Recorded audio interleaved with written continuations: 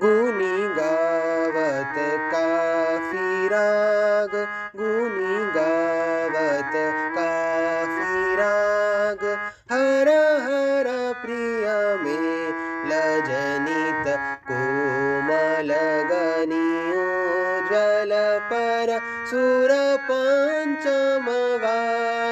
साध गुणी गावत काफी राग